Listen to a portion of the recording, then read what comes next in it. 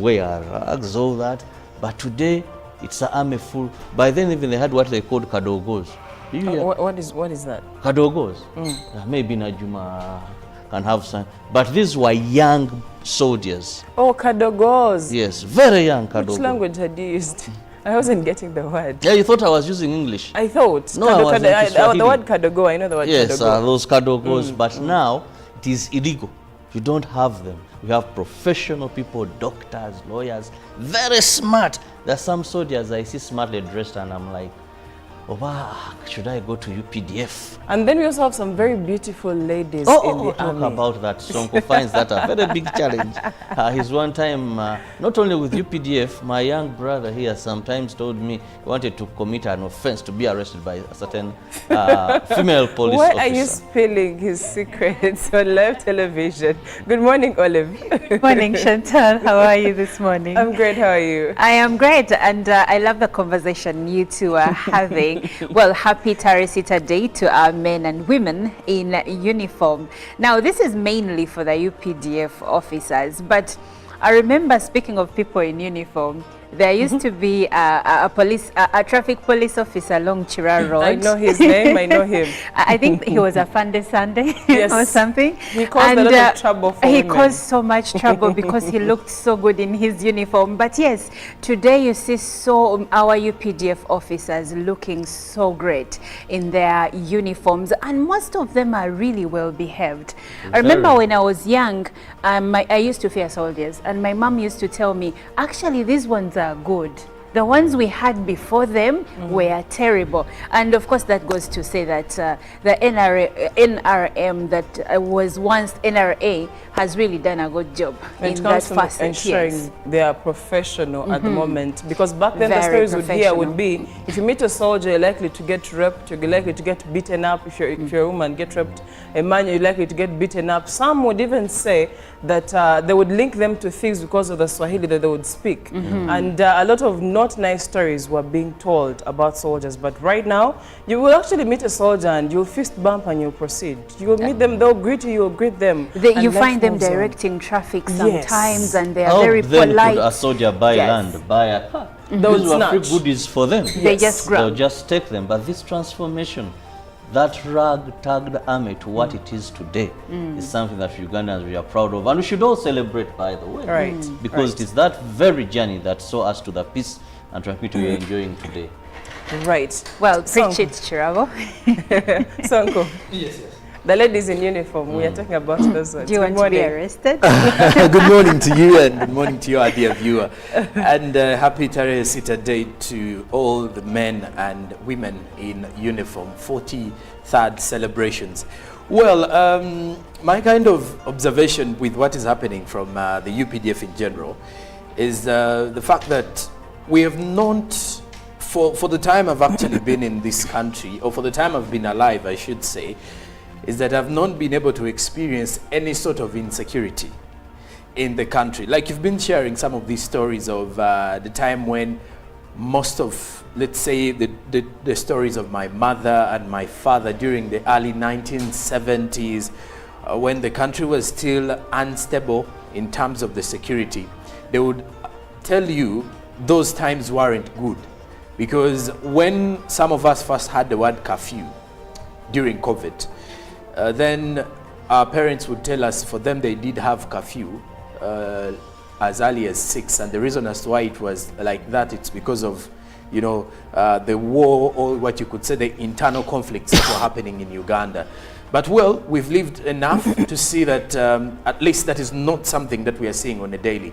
And Monica did ask whether I would want to be arrested by a female in uniform. Well, then why not? Unattractive police, rather female. Well, I'll take it on, but again, it will depend on who is arresting. But anyway, a happy one to all of the men and women in uniform. And you know, one thing that always impresses me, when they are going for Teresita, they do a lot of public work. Like cleaning markets. I was in Chibuye market. When they were there, these ladies cleaning around. Now, for the place they are going to celebrate, there was a medical camp, and they treated a number of people, performed surgeries, did cleaning. There is that humanness and really love that they show us as they're going to celebrate. Imagine seeing all markets, the garbage. There was a time it was in Kampala and they went for jiggers, you know, and these bed bugs. And they sprayed in Kisenyi houses in Kisenyi. Yes. And people up to now in those areas yearn for them to return.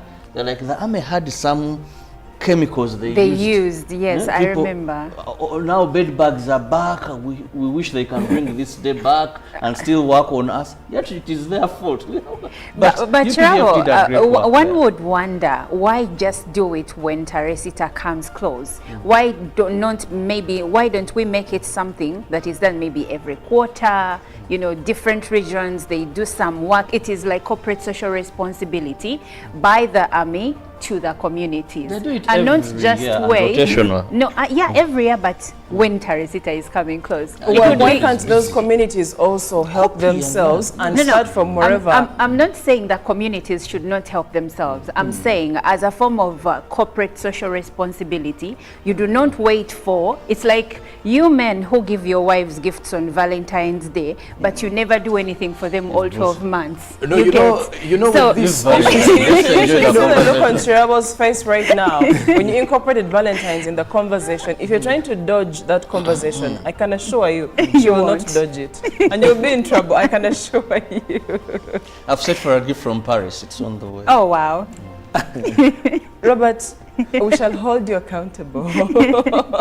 Yes, But anyway, you are watching Good Morning Uganda, and we are here talking about Tarehe and how far we have come when it comes to the men in uniform. And well, like Olive said, maybe it's about time they made it more occasional, not just once in a year, but more occasional when it comes to corporate social responsibility. But we also would like to send a vote of thanks and appreciation to every man and woman in uniform for the wonderful job you are doing, protecting the country and ensuring that we are a peaceful country.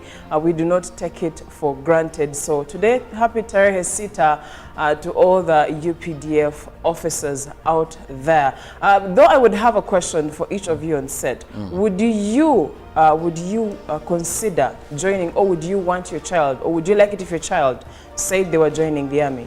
Robert? I'll come last.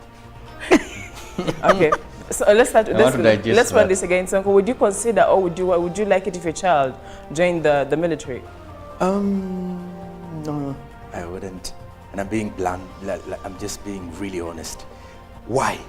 I would say I feel like, you know, that is a job that you do, and at any one moment, your parents or your loved ones have to, you know, have to receive news that you're passing on at any one moment.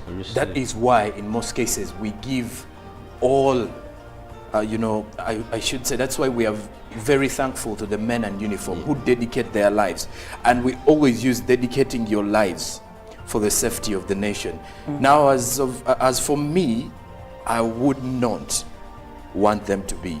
And that's why when I look at a soldier, I highly appreciate their efforts and their confidence and their zeal to go in for such a situation, or to go in for such a role. Service. To me, it would be a no. Olive?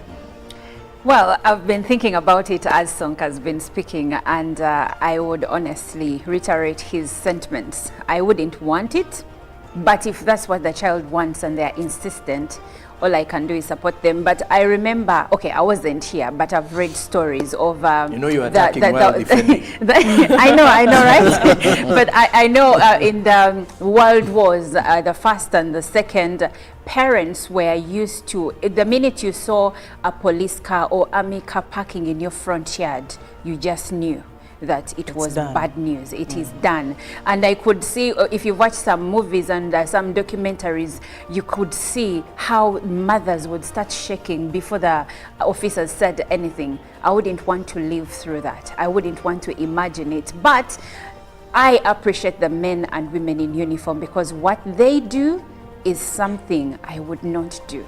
It is something that no one can easily take on. So we really, really appreciate you. And thank you for the good work that you do. Chirabo, in a few seconds, as we dive into the local stories. I must say, my little brother and my sister have said it very well. Yes. Great, let's dive into the local stories. And we'll begin with His Excellency President Yoweri Museveni, who was honored with a prestigious social and economic commitment award by the European Corporate Council on Africa and the Middle East. The President was presented with the award yesterday by the Prime Minister, Robert Nabanja, at State House, Entebbe. Last week, Right Honorable Nabanja received the award on behalf of President Museveni during the ICAM summit that was held in Rome, Italy. Moving on, the Vice President, the Vice President, retired Major Jessica Alupo, has called upon the Iteso people of Kenya and Uganda to embrace teamwork and unity for socio-economic development. She made the remarks during a one-day private visit to Kenya on the invitation of Right Reverend John Okude Omuse, the Bishop of Anglican Church of Kenya, Diocese of Katakwa, Kenya. That was the day before yesterday. Alupo was accompanied by the Emorimo Papa Paul Sunday Emolot, State Minister for the Disability Helen Grace Asamo, over 16 members of parliament hailing from the Ateka people in Teso sub-region. The Vice President, who for the first time entered Kenya through Malaba one-stop border, was received by the Excellency, the Governor of Busia County in Kenya, Dr. Otwoma Nyongesa, and security chiefs and other national leaders from the Kenyan government. Moving on, the Forum for Democratic Change, FDC, plans to endorse Dr. Rose Mary Awak Ogwal, daughter to the late Cecilia Atim Ogwal. Awal will contest for the seat of Dokoro Woman Member of Parliament to replace her mother, the late Cecilia Ogwal, who passed on the 18th of January this very year. FDC spokesperson John Chikonyogo told a weekly media briefing at their headquarters, while the president of FDC, Amuriat Oboy Patrick, met with the family of the late Cecilia Ogwal. Now, speaking matters education, primary schools and lower secondary level have reverted from the abridged to normal curriculum that they have been using for the last 2 years. The curriculum had been designed to catch up with the lost time during the COVID-19 lockdown. A curriculum specialist from the National Curriculum Development Center, Mulumba Mutema Matthias, told UBC that the normal curriculum provides knowledge that everybody should learn and is accompanied with practice when one has time.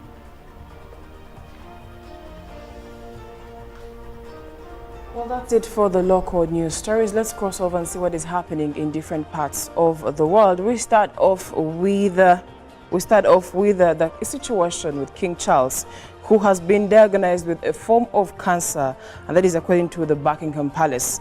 The type of cancer has not been revealed. It is not prostate, but it was discovered during his recent treatment for an enlarged prostate. The king began regular treatment on Monday and will postpone public duties, the palace said. The monarch, 75, remains wholly positive about his treatment and looks forward to returning to full public duty as soon as possible, it added. No further details are being shared on the stage of cancer or a prognosis. Charles informed both his sons personally about his diagnosis, and the Prince of Wales was said to be in regular contact with his father. The Duke of Sussex, Prince Harry, who lives in the United States, spoke to his father and will be traveling to the UK to see him in the coming days.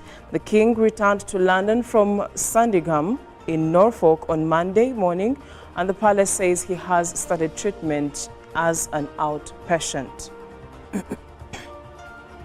Away from that, there is nothing left. United Nations Aid Agency for Palestinian Refugees, UNRWA, shares footage showing where one of its health clinics once stood amidst many destroyed buildings in northern Gaza. A UN truck carrying food supplies has been hit by Israeli Navy gunfire, says the UNRWA director in Gaza, Thomas White. Some 8,000 displaced people leave Al-Amal hospital in Khan Yunis following a 2-week siege by Israeli forces Palestine Red Crescent Society. U.S. Secretary of State Antony Blinken is visiting the Middle East to push for a deal between Israel and Hamas on a truce and the release of captives in Gaza and Palestinian prisoners in Israel. At least 27,478 people have been killed and 66,835 wounded in Israeli attacks on Gaza since October 7th. Now, coming back to Africa, Senegal's reputation as a bastion of democracy is in an unstable, Senegal's reputation as a democracy in an unstable region is on the line as protesters clash with police outside the National Assembly. Inside, lawmakers have passed a contentious bill to extend President Macky Sall's tenure and delay elections after he called off a planned election with just 3 weeks to go. Khalifa Sall, a leading opponent and a former mayor of Dakar, is not related to the president, called the delay a constitutional coup and urged people to protest against it. His political coalition has vowed to go to court, and Thierno Alassane Sall, another candidate, also no relation, called it high treason and urged his supporters to gather in front of the National Assembly to protest and remind MPs to stand on the right side of history. The proposal needed the support of 3/5 of the 165 deputies to pass. The ruling Benno Bokk Yakaar coalition, of which President Sall's Alliance for the Republic Party is part, has a slight majority in parliament. Now, speaking matters climate, the planet has already passed 1.5 degrees Celsius of warning, according to a new measuring technique that goes back further in time than current methods. At the 2015 Paris Climate Accords, nations agreed not to exceed 1.5 degrees Celsius as a guardian of climate change. We have an alternate record of global warming, says coral reef geochemist Malcolm at the University of West Australia Oceans Institute in Crawley and lead author of the study. It looks like temperatures were underestimated by about half a degree.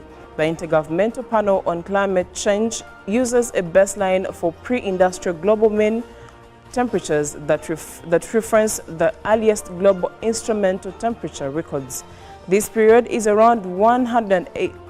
This period is about 1850 to 1900, when the first ship-based records of sea surface temperatures became available. However, he says that long-lived marine sponges can provide indications of temperatures as far back as the 18th century. He and his colleagues analyzed the ratio of the elements strontium to calcium in the 300-year-old calcium carbonate skeletons of a coral-like species of sponge, Ceratopero, that grows off the coasts of Puerto Rico. That is it for climate news and what is happening across the world. We cross over to see what is in the dailies today. And then with our dailies this morning, we start off with the New Vision, as the New Vision is highlighting procurement. 127 agencies have been blacklisted. The PPDA wants sanctions against accounting officers, is what the headline on the New Vision's front page is today. Now, also pictorial, as President Museveni calls for timely case resolution as the 25th Annual Judges Conference takes center stage. A pictorial of the High Judges, Minister of Justice, and of course the Chief Justice, as well as the Vice President and the Speaker to Parliament are at the front page of today's New Vision. Now, the Tarehe Sita celebrations, 43 years of army discipline. Read about that in today's New Vision. Then, undercover in Molago Hospital, cleaning the mess takes a toll, as Mbale's tycoon's murder linked to hitmen. Then also, education. First Lady calls for collective effort to rebuild schools. As in the tourism perspective, Uganda ranked 4th destination globally. That is within today's New Vision. Now, the Daily Monitor is highlighting inside the rise of out-of-office jobs, away from the 8 to 5 job, the allure of a fancy office, big title, and probably a handsome paycheck is fast fading away, thanks to the rising technology, high unemployment rates, and the increasingly creative population that generated opportunities that were hardly sought after by graduates and non-graduates alike. Then, first day of term, many schools report slow return to class, a pictorial of students in class, only a few of those. And then in the other news, government seeks 228 billion shillings for 3 cancer centers. Then Ogwal's daughter to fly FDC flag in by-election. That is in the Daily Monitor today. Now, courses one can do after P7 and Senior 4. Read about that, especially for parents who will not be taking their children further in secondary. Then in the other news, the battle for judicial independence takes shape. And in the Rainbow magazine, Mwebaze, a multi-talented TV star. Read about the young one who wants to shine bigger on the screens. Then crossing the borders now to Kenya, the Daily Nation is highlighting where are IDs. Paying elusive document has turned 1,000 alien in their own country. Then experts say 7 burning questions on the housing levy. The 7 questions are at the front page of the Daily Nation, together with a picture of the President William Samoei Ruto. Then crime hunter becomes the hunted. More police officers are now in the dock. Then in education, uproar over 7 million Kenyan shillings school Eson bill. That is with the Daily Nation. Then read about a farm that is linked to Embakasi Killer gas plant. And according to the Daily Nation, it had a similar illegal outlet shut in Nanyuki. Then hoteliers upbeat as Safari Rally makes Easter comeback. That is in the Daily Nation. Now, lastly, from our press review this morning, the Citizen newspaper, where investors are putting their money. Read about the investor kind of climate in Tanzania and where the targets are. Then also Tanzania is eyeing a 2.4 trillion Tanzanian shillings in growing carbon trading, as TANROADS in 6.37 trillion shillings crisis also hit center stage. Now, Absa investment a boost for mortgage refinance coffers, says the Citizen. Then in international transition, new reality for Namibia as Mbumba takes charge. Then Nakaya, musician who discovered new passion for tourism in Tanzania. That is what we have for you from the press review this morning. Well, thank you, Jerome Paul, for the updates in today's dailies. We'll cross over to the next segment. But before that, we leave you with the inspiration song of the day from Bebe Cool, Go Mama.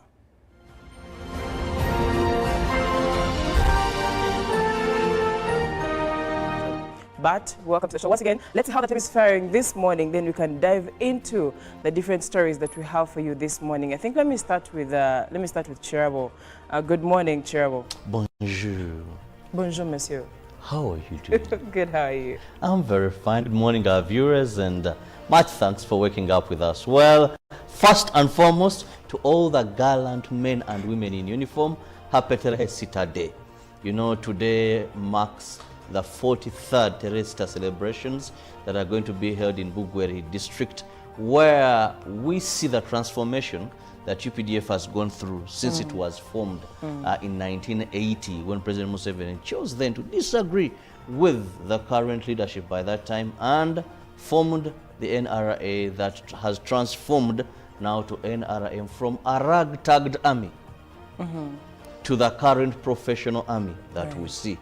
By then, these are people who some refer to as bandits, people who used to wear rags, all that. But today, it's an army full. By then, even they had what they called kadogos. What is that? Kadogos. Maybe Najuma can have some. But these were young soldiers. Oh, kadogos. Yes, very young kadogos. Which language had you used? I wasn't getting the word. Yeah, you thought I was using English. I thought. No, I was the word kadogo, I know the word yes, kadogo. those kadogos, but now it is illegal. You don't have them. We have professional people, doctors, lawyers, very smart. There are some soldiers I see smartly dressed and I'm like, should I go to UPDF? And then we also have some very beautiful ladies in the talk army. about that. Sonko finds that a very big challenge. He's one time, not only with UPDF, my young brother here sometimes told me he wanted to commit an offense to be arrested by a certain female police Why officer. are you spilling his secrets on live television? Good morning, Olive. Good morning, Chantal. How are you this morning? I'm great. How are you? I am great, and I love the conversation you two are having. Well, happy Tarisita Day to our men and women in uniform. Now, this is mainly for the UPDF officers, but I remember, speaking of people in uniform, there used to be a traffic police officer along Chira Road. I know his name. I know him. I think he was a Funday Sunday or something. He caused a lot of trouble for He women. caused so much trouble because he looked so good in his uniform. But yes, today you see our UPDF officers looking so great in their uniforms, and most of them are really well behaved. I remember when I was young, I used to fear soldiers, and my mom used to tell me, actually these ones are good. The ones we had before them were terrible. And of course that goes to say that the NRM that was once NRA has really done a good job in that facet. Ensuring they are professional at the moment. Because back then the stories would hear would be, if you meet a soldier, you're likely to get raped, you're likely to get beaten up. If you're a woman, get raped. A man, you're likely to get beaten up. Some would even say that they would link them to thieves because of the Swahili that they would speak. And a lot of not nice stories were being told about soldiers. But right now, you will actually meet a soldier and you'll fist bump and you'll proceed. You will meet them, they'll greet you, you'll greet them. You find them directing traffic sometimes, and they are very then polite. Could a soldier buy land, buy a car? Those were free goodies for them. They just grab. They'll just take them. But this transformation, that rag-tagged army to what it is today, is something that Ugandans we are proud of.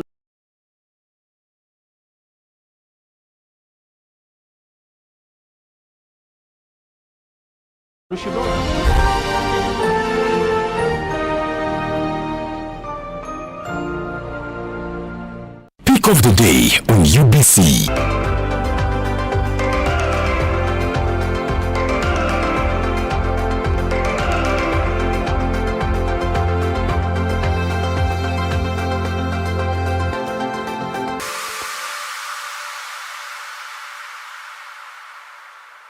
Was brought to you by MTN Momo Pay is the easy way to pay. Dial *165*3# or use the MTN Momo app. You don't need cash. MTN Momo Pay is safe and free. A new dawn on Behind the Headlines with me, Timothy Nyangweso. Every Wednesday, live in our studios in the heart of Kampala, we have conversations that have analysis, explanation, but not every truth is fact, and not every fact is truth. Every Wednesday, 10 p.m. on your public broadcaster. All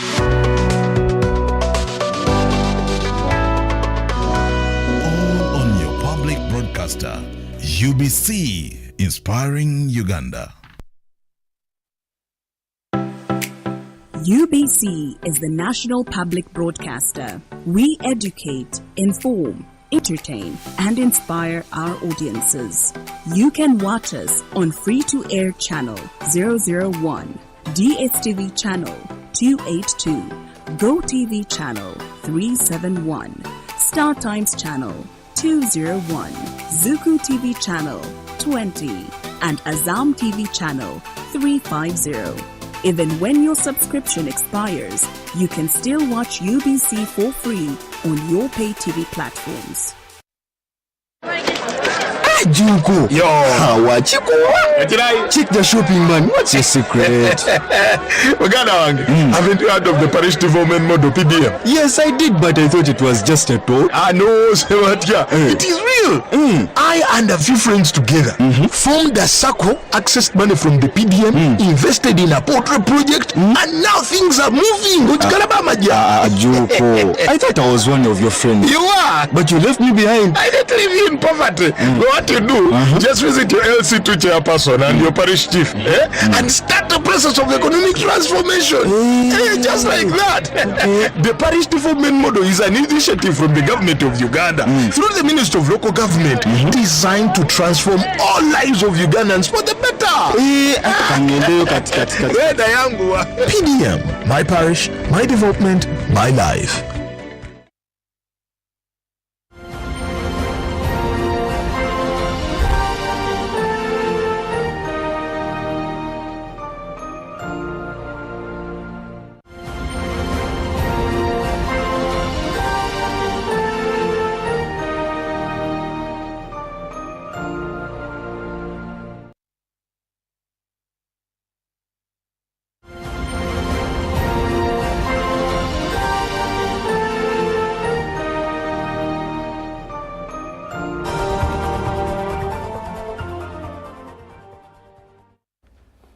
Hello, good morning and welcome along to Good Morning Uganda, and it is time for us to get into our newsreel.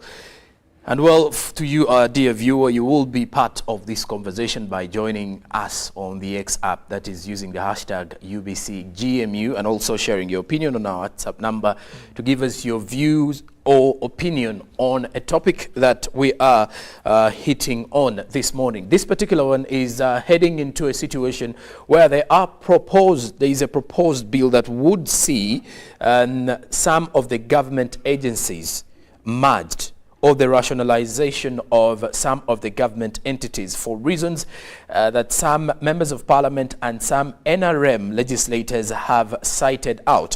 When you look at the National Resistance Movement Parliamentary Caucus, which unanimously resolved to back the earlier rejected omnibus bill on the rationalization of government agencies. And according to the resolution from the Friday caucus meeting with the president, who also doubles as the party chairman, it was agreed that the ruling party MPs should support the enactment of the legislation in parliament. Now, fast forward, if I'm to take you through some of the agencies that are likely to be affected in regards to these mergers, or that are likely to be merged or put together. We do have the Equal Opportunities Commission that will be merged with the Uganda Human Rights Commission. And then there is also a proposed situation that would see the Uganda Coffee Development Authority and the Dairy Development Authority returned to the Ministry of Agriculture, Animal Industry and Fisheries, among others. So our question is, what would be your take on the fact that the government will be pushing for a bill that would see some government agencies merged? Will it save, will it affect the country? Will it save us in any way? Or if at all, that is a harsh move, what then should be done? There are quite a number of reasons behind the same, and our focus at this moment is to try to break down for you, our viewer, and of course to pick your opinion on the same. With me, I am with Chantal Olive Akandinda and Olive Monica Najuma to dig deeper into the situation that we have at hand. And of course, I'll be getting into the conversation, but first I'll check in on Chantal Olive Akandinda as we kickstart off our conversation this morning. Chantal, looking at this in this way, some of the mergers here are showing the Uganda Coffee Development Authority and the Dairy Development Authority being returned to the Ministry of Agriculture. But one may ask, why are we in this situation where these government bodies are going to be merged, and yet they were already created for a reason? Well, you're looking at reducing administration costs or administrative costs. You're looking at reducing on overall government expenditure, and that is the major reason that is being cited when it comes to this merger that is taking place. But also the other reason you could look at is for better control of these agencies, and that is the other reason you can look at and say that is why the merger is taking place. But according to the report, we are looking at saving 1 trillion Uganda shillings annually if we do go ahead and have these government agencies merged. 1 trillion Uganda shillings, and well, I believe that would be, I think I should use the word would be, a good step in the right direction for our country when it comes to reducing costs in these agencies, in these entities. And also, please do note there's been a lot of duplication of roles in these agencies. You will find that there is these authorities and agencies under a ministry or reporting to a ministry, but then they are semi-independent, and then there is a head of the ministry, then the head of the agencies, then there are deputies. So you realize that we've been employing very many people in there, spending a lot of money, taxpayers' money, and at the end of the day, it's now infringing on the budget that we have as a country. Although, we will probably look at the downside of having these mergers take place, because you're going to reach a point and realize that people are going to be losing jobs. But the truth is, it's either you either swallow fire or you spit, or you spit, what is it called? Or you spit sweetness. It's a Runyankole saying, I'm trying to put it in English. You either swallow fire or spit sweetness, depending on what works for you at the moment. So we have to weigh our options and see which one outweighs the other, and then we go with that. And well, when you also look at what Chantal has mentioned of the 1 trillion, through his X handle, the president was actually did post on Saturday saying that this will cut the government's operation costs by at least 1 trillion Ugandan shillings annually. And when you look at that, that is ideally like the major one of the major reasons as to why we have these mergers, because we are trying to cut the costs and try to operate within our budget, or try to spend as a country within our budget. And amongst the reasons behind it is when you look at the money that is being disbursed to a number of these agencies is also too much every other year that passes by, because when you look at it, all the other agencies keep on also seeking for supplementaries. And then, like Chantal has mentioned, at times you realize they are doing the exact roles in the same. But let me get to Monica. When you look at this situation here, is it the right call, or can we seek for other, means of trying to reduce the expenditure as a country? Or maybe it was the right call at the right time? It's been long overdue, if you ask me. Yesterday, the Minister for Finance said, Matia Kasaija said, I will not mortgage Uganda so that I get you the loans that you want.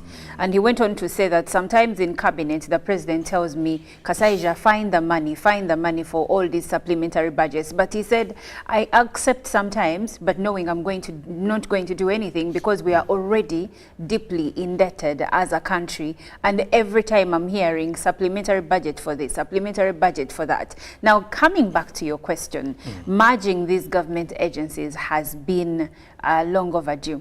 Look at it this way. Back in 1991, the government privatized many government entities. And at the time, the government was, criticized for doing so.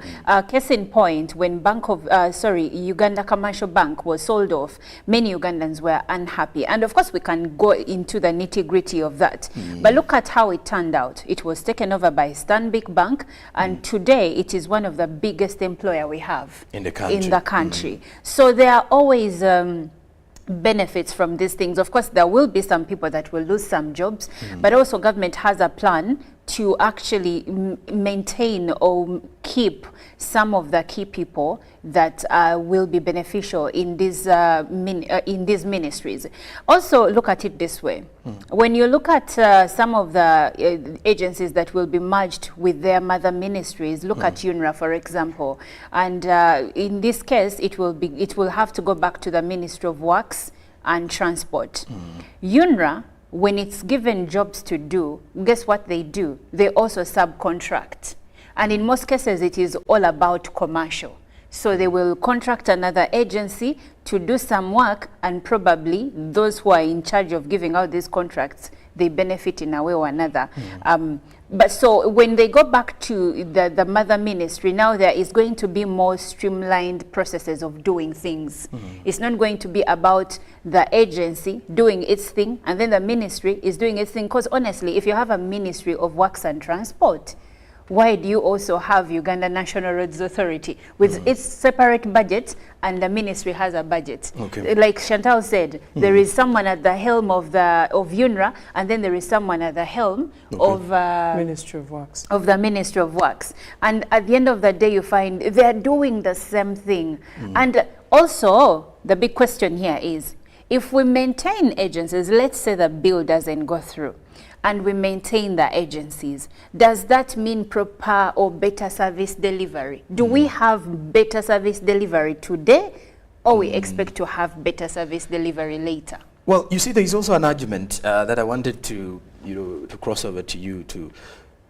Should we also consider, because amongst the other critics of the government, the Lord Mayor did mention that we should as well look at cutting the number of members of parliament if we are to look at the margin of government agencies, because we are looking at cutting costs. But it does seem like even the number of members of parliament that we have today are quite many, which means more expenses. It's been said over and over again, we have a bloated parliament that is really not necessary. We have members of parliament that don't even show up for plenary. We have members of parliament that when they show up for plenary, they don't even know how to present their case for their constituencies. So you find, actually some people were arguing, and I'm all for women and women representation, but some people were wondering, why do we have a woman representative of, let's say, Nakasongola, and then you have a member of parliament for Nakasongola? Why can't it be one seat where the woman and the man compete and the best man wins or the best woman wins, instead of because those are duplicated roles, in my opinion, except if you're going to tell me that the woman member of parliament is going to represent different things separate from what the area member of parliament is going to do. And so if you ask me, we need to slash the number. Because we even have constituency members of parliament. Thank you. We need to slash the number of members of parliament we have. It's a bloated parliament, and that is a huge cost on the government's wage bill. Because look at it, how many are they? How much are they earning? What are their benefits? Look at all of these things that they get, and vis-a-vis their delivery, really, service delivery. I believe most of it is wanting. Well, Chantal, let me get to you. Some of the other arguments that are coming up are saying, when you look at the proposed merger, it may be the right antidote to, one, good service delivery. And then two, it will also create room for youth employment. But when you look at this, it does look like they are cutting employment, places for many. I'll still repeat this for you. You either choose to swallow fire or spit sweetness at this point. So let's sit down and weigh our options. What good is in the mergers and what cons are in the mergers? Then decide which side outweighs the other. But you'll agree with me that the side that outweighs the other is the side of merging. So we would definitely be looking at merging. It's a conversation that we've had stretching over the years. There was reports from 2020, reports from 2022. There has been conversations on merging government agencies over the years. So yes, it's going to create an employment for some people, but on the other hand, look at it from the angle of what is it going to do for Ugandans in general? Because if you're saying it's going to lead to unemployment, what percentage of the Ugandans are going to be affected? Now, please quote me well, I'm not saying they don't matter, but we need to now look at which side outweighs the other, like I said. So if the percentage of Ugandans that is being affected cannot even reach 1%, then we should go ahead and do the merger. Then after that, just like we have very many youth who are starting businesses, very many youth who are still looking for jobs, let the different individuals also figure out ways to get jobs. My only concern here would be that we are going to have to figure out how to sort the issue that led us to having these agencies in the first place. You know about bureaucracies that still exist even in some of these entities up to today, yet they were ideally supposed to be reduced at the onset of putting in place these agencies. You get it? Yes. That is where my concern is. Do we have a plan to deal with the bureaucracies? Do we have a plan to deal with the fact that, specialization is going to be affected at the moment? If I could go through UNRWA and get something done, now I have to go through the ministry. How many people do I have to go through to get something done? Because that means the process has become longer. Yet these agencies were put in place to reduce some of these processes. That is why I have a concern.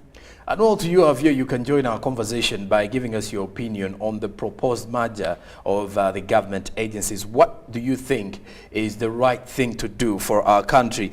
Just to also take you through, when you look at the current situation that we are in as a country, as the poor are getting poorer, while the richer are getting more richer. And when you look at some of the reasons besides this kind of standout, you look at the rising cost of public administration. This is just something that you could easily observe, really. And then you can also look at the wasteful expenditure of public resources through corruption. And for many years we've been highlighting the fact that this has been a big hindrance to development in the country, where the Ministry of Finance does release funds, but of course the different people who are supposed to utilize this money end up misusing it. Now, when you look at our kind of situation, Monica, in this kind of the world that we're in, Chantal has mentioned something very critical, that you do realize that we are going to merge some of these ministries. How hard is it going to be? Now, for example, when you look at the dairy authority, the Uganda Dairy Authority, and then the Uganda Coffee Development Authority being taken back to the Ministry of Agriculture. Isn't that too much a task for the ministry? Well, in the start, it will be too much of a task for the ministry. And like I earlier mentioned, when government sold some of its parastatals like Uganda Commercial Bank, in the beginning when Stanbic Bank took it over, there was there was chaos. But right now, we know that it contributes largely to our GDP. So yes, in the beginning, there is going to be a hard time. So for me, my concern here would be, yes, this could work in the betterment of, first of all, saving $1 trillion shillings. That is no mean feat. But are we ready? Have we put in place processes and systems and mechanisms to ensure that when we merge, we do not affect service delivery? Because one problem we have as a country is that we get so excited about certain things. Now, some people sat in their meeting and agreed together that we are going to have this merger. Good thing. But away from that, yes, you have all agreed. Have we put in place processes? Because this is where we are usually lacking. We will have the law, but then we will have chaos. You remember when First Technologies was leaving Uganda, many people's concern was, shall we be able to now get our driving permits in a few minutes, like 30 minutes to an hour, like we've been doing it? That was the main concern. Good thing is, the company that took over actually is doing an amazing job. But that is not everywhere. In the country, In the country. That is not everywhere. So that is where the main concern comes from. If we can put processes and systems and move, you see, Wumeme is leaving the country, and government together with Wumeme are working hand in hand to make a smooth transition. If we can have a way of having a smooth transition with these mergers, things should be okay. Because if you go to a company, let me say a bank, let me say still Stanbic, if you want to maybe a mortgage, there is a department for that. If you want maybe a loan for a car, there is a department you're going to work with.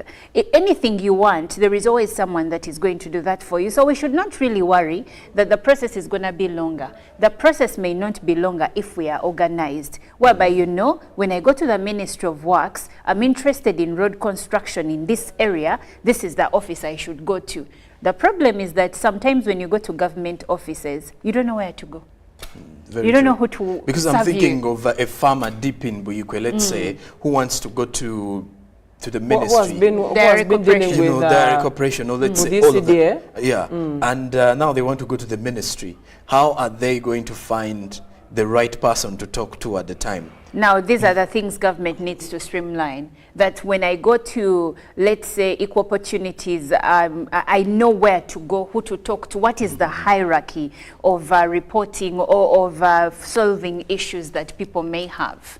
Well, we do have a lot of work to do on that, because best believe some people go to UCD and don't know where to go. People go to Dairy Development Authority, don't know where to go. Who to report to. Who to talk to. In its current yes, state. that's what I'm saying. So we still have a lot of work to do, because if when I go to UCD, I don't know who to talk to and which office to go to, what is going to happen when UCD is put under Ministry of Agriculture? That means that much as we want this to take place, we need to now go ahead and understand the impact of our decision. And what is the impact? That means there is a lot more work and a lot more pressure that is going to be put on these agencies and ministries, and that means that they have to be prepared to do the work. There is a lot of mass sensitization that is needed. Yes. Ugandans need to be educated, they need to be directed, they need to be told. Also, if you can't tell all Ugandans, why do I enter the building and I don't know where the reception is? I can't even face, I don't know where it is. The main gate is here, but the reception is like the other side. I have to go around. There is no one to direct me. People are looking gloomy. You don't know who to ask at the moment. The attitude problems. Thank you. So small things, but they are affecting people. Someone walks in and they're just meandering. They don't know what to do when they've entered a whole building of a government ministry. So we need to go back and make sure that these things are in place, that we have, you know, we've discussed them, we've planned for them before we think about the whole excitement of saving $1 trillion shillings and streamlining these things and putting the systems in place. It's not only the saving $1 trillion shillings. I mean, let's look at why, the reasons why, let's say in the case of companies, away from the situation in Uganda, why do we have acquisitions and mergers in different companies? It's usually for the greater good. There is increased market share, and then of course cutting down on costs like Chantal shared, and there is also expansion and of course knowledge sharing. So if I was in UNRA and now we sit in the same office at Ministry of Works, maybe we can share notes on different things. You can also check the absenteeism in most of the government agencies. Exactly. We can also reduce the ghost workers and stuff like thank that. you so much. Yes, so there are so many benefits when you look at it in the long term, but of course in the short term, like when Alan Kajina became the ED of UNRA, Yes. we remember what happened. She fired, so basically there was a reshuffle and so many people lost their jobs. But some people can argue that after she reshuffled and rearranged that house, there has been more service delivery there now than before. So you could look at it that way. And for those that might lose their jobs, well, it is something, there is something about a job you honestly can never know. You can't keep it forever. You can't, yeah. Well, when you also get back to the reason as to why Parliament had initially rejected this bill, it is because the omnibus bill was unnecessary, according to Parliament, since all the affected entities, which total up to 33 of those, were created by different acts of Parliament and scrutinized by different sectoral committees by Parliament. Now, this bill had been suggested that at least 33 of government agencies be returned to their mother ministries. And as we move forward this year, we expect this bill retabled again because as legislators from the NRM government sat last week in the meeting they had with the party chairman, who is also the president of Uganda, they came up with this as a solution that will save the country from the excess public expenditure. So that means more sittings by Parliament have to be, done, and to see how best the country can actually go about this issue. But I'm seeing some of the views coming in. I have Alvin Ways from Rubirizi says, good morning. In my opinion, government should reduce authorities of some ministries and put them under others, like UNRA should be under Ministry of Works and Transport. And of course, then the other is coming in from Sam K, who says, good morning. Our economy is bleeding. So merging is one of the best ways to go. No doubt about it. Chantal, thanks for such a clear presentation. Best regards, Sam K, in bracket says Paul's uncle. I don't know if it's Paul's, me, Paul, I don't know. But anyway, thanks for watching. And let me get to Chantal. When you look at the issue to do with this merger, The problem now arises. We've had let's say we've had so many of, these discussions in Parliament. Of course, sectoral committees sitting and analyzing. The other time they rejected it. Now they have to go back and sit. Now, some of these members of Parliament, again, sit in some of these agencies or even attached to some of these agencies. Should we expect this to be a bill that will surely be passed this time?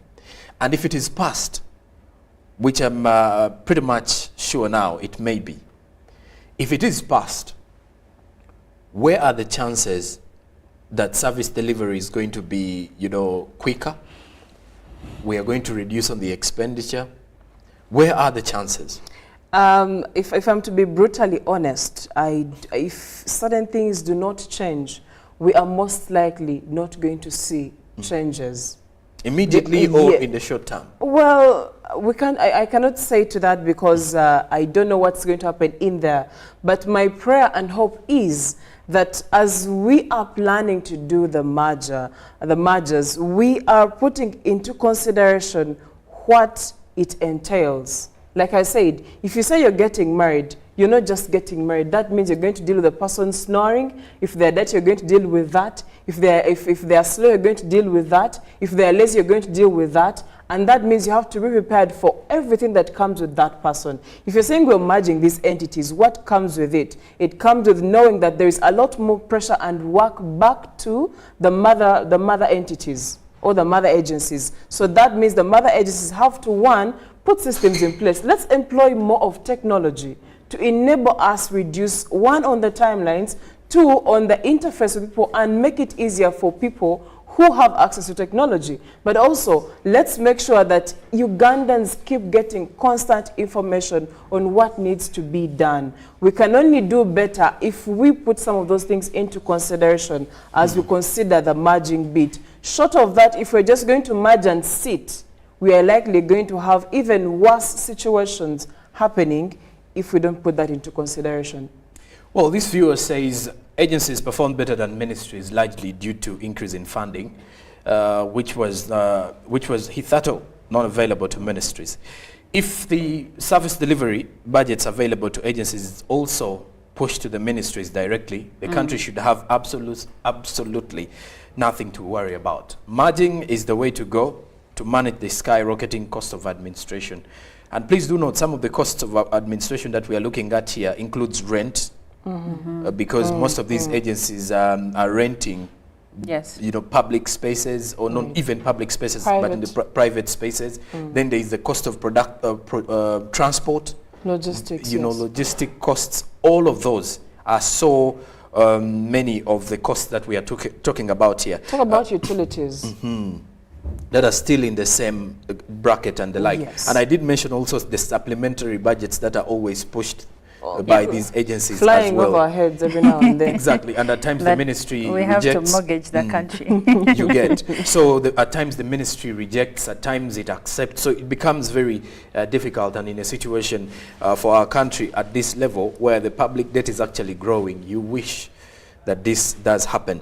Well, Monica, in your parting shots, Yes. once we have these mergers done, in case I should say, once we have the mergers done in the country, what then should be the way forward to ensure that service delivery is enhanced, and then to see that at least we see a difference? Because the reason as to why we are doing this is to create room for a different kind of Uganda. That's true. Well, first of all, the reason why this proposal, the proposed bill has never been enacted into a law is because the first time it was presented, government found that some of these agencies are created by acts of parliament and international instruments, and it would take time to absolve them. So it would take a lengthy process to repeal the laws. That's one thing. So what, in case this becomes a law, how much time will government need, to repeal some of these agencies? But also some of these agencies government will also be exposing itself to intense debt because some of these agencies are very indebted, and also you have to look at the fact that government may also be exposing itself to litigation from some of the employees that whose contracts may have been terminated. You gave me a contract for 5 years. Now you're merging the agency to its mother company or with something else, so my role is no longer needed. And this was not agreed upon to begin with. So you may find that there will be some cases that governments may have to settle. And is that saving money or losing money in the long run? So government, I don't know if they are looking at all of these things, and if they are, of course, we'd like to know as Ugandans. But in terms of service delivery, yes, when we merge, we will do away with ghost workers to a degree. We can't say 100%, yes. But to a degree. But also, we will get rid of duplication of roles. For instance, you have, let's say, a show. I'll give you an example using our show. You have Good Morning Uganda. You have a producer who is at the helm of this show. Then you have his deputy. But then imagine if the deputy also had a deputy. So before you know it, you have all these people and you don't know what they're doing. Just like when they were telling us that the Deputy Speaker of Parliament should have a deputy in case he's not around, which makes no sense. And this is what is happening in all of these agencies. So there will be better service delivery in the long run. But the big thing is, are we organized at the point of merging? Well, and there you have it for discussion this morning in relation to the government mergers or the proposed government mergers that is going to be tabled again in Parliament. Merger for UNRWA and Ministry of Works should be the first, as the ministry has more experienced personnel. And this one says when there was a reshuffle in UNRWA, it brought in new workers and some of those were corrupt. This is Oputo George. So of course this one is highlighting. Then lastly, this one says, good morning presenters. Merging government agencies is the way to go in a country like Uganda as a way of reducing costs. The money spent on those other agencies can be used to facilitate other organs that are so important, such as the healthcare, education system and others. Bwambale Enos in Kasanda district. Thank you very much to you all who have given in your opinions, and of course those who are still giving in your opinions. The conversations does continue online and of course on the X app using the hashtag UBCGMU. Stick around though. What is coming up next is the Tourism Express with Alan. More is yet to come. Good morning.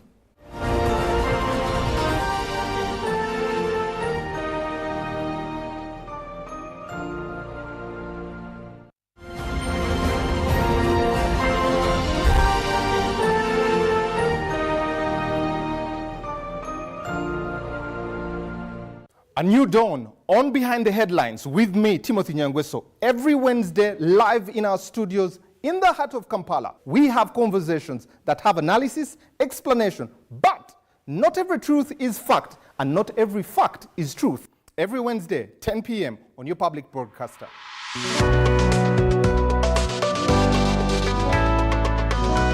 All on your public broadcaster, UBC, inspiring Uganda.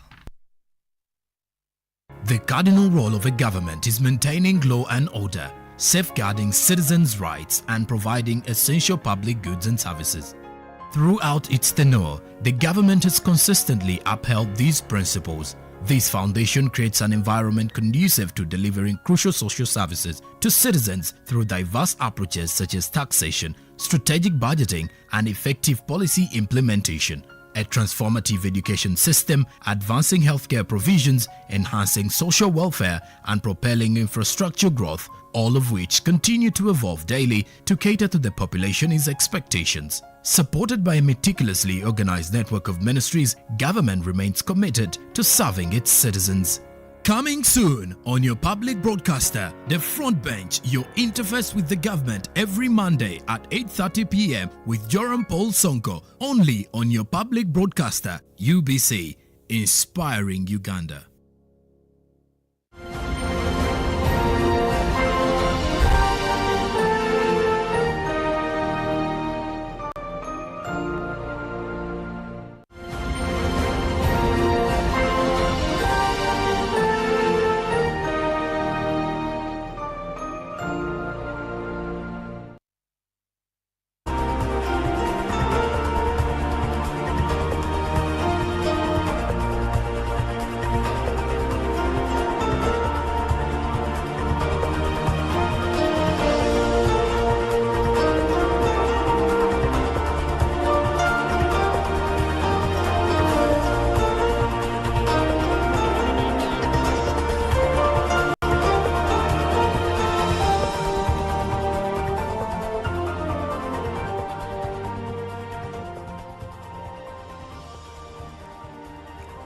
Thank you so much for sticking around. This is the GME Tourism Express with Irene Alenami-Sang. This is the perfect time when we talk about Uganda's tourism and everything that you would want to know about the world of travel in Uganda and East Africa. It is a pleasure to know that you always allow us to start the day with you and inspire you through the day, give you some conversations that could interest you, maybe to talk about with your friends, with your workmates, with your colleagues. So thank you so much for always watching UBC TV. And now we dive into the world of travel. There is some trending photo on X, and that is the photo of Moses Golola of Uganda as he was wrestling with a lion at CTC Conservation Center. And then something came into my mind when I saw this photo. Like, Golola has been playing a very good role when it comes to being like a tourism ambassador of Uganda. From the time Golola was taken to hike Mountain Rwenzori as a challenge, then he also started joining the Explore Uganda campaigns with Ministry of Tourism. Golola has been constantly coming up with very beautiful photos, showing a lot of energy on this campaign, something that is really inspiring and motivational when you have such a personality on the campaigns and when he comes in to influence specifically that trip. Because when we get influencers, we need to see such photos coming out, photos that could interest someone going to a destination or a place that that person has been to. However, one thing that really challenges me or beats my understanding is that where is Golola's presence on the digital space? Because if you're an influencer, we think that you're going to come out, yes, do the beautiful content, inspire and motivate so many people, but tourism being a digital industry, we need to see someone in the digital space. So we think maybe if Golola gets better management, or if Golola's management can start doing more of the digital work still, he can really be a very good ambassador to promote Uganda's tourism. Now just look at that photo. Actually, you shouldn't try this in the national park.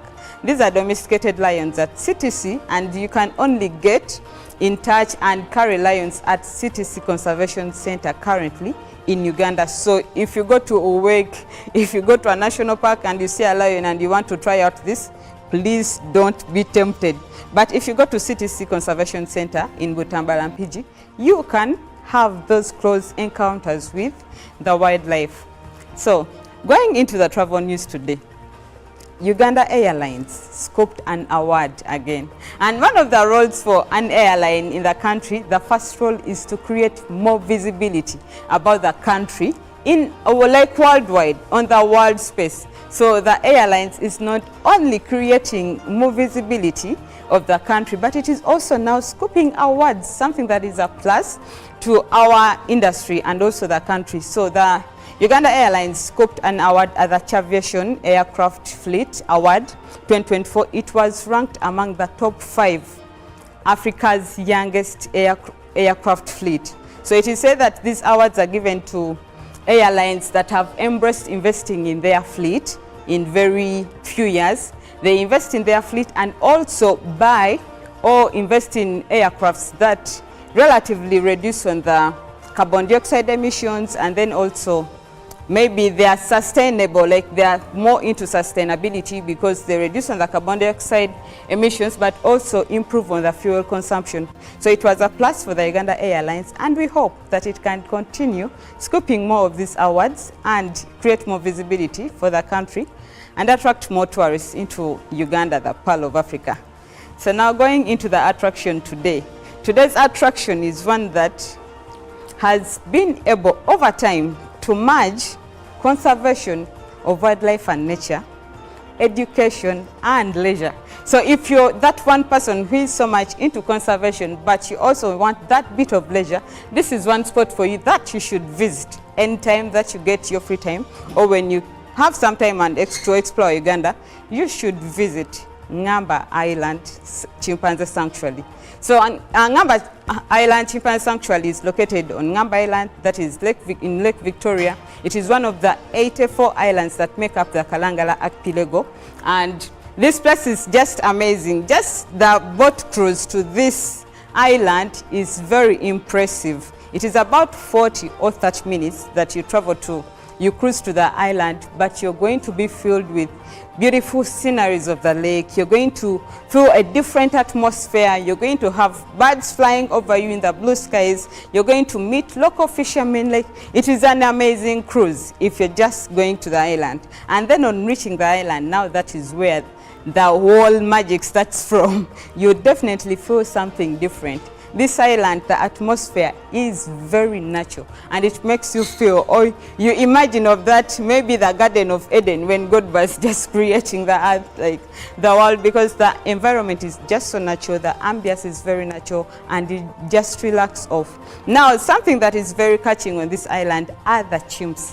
So this is the only sanctuary, home sanctuary, a chimpanzee sanctuary that we have in the country, and it is a home to 53 chimps currently. These are orphaned chimps or rescued chimps that were maybe rescued from wars, others were rescued from wildlife trade, and others were rescued from being pets, because some of the chimps cannot even cannot survive when they are carried on like pets. So they are rescued, and this place is becoming a very safe haven for these chimps. So if you want to dive into and learn more about the chimps, you have to visit this place, because you're going to see that the sad stories of these chimps are turning into everlasting smiles for these chimps. Now, like the famous Ikuru, who was rescued from Congo Civil War, he is becoming one of the happiest chimps at Ngamba Island. There is also the stubborn Kalema, and you know, when you come here, you learn that the chimps are very so much like humans, because it is said that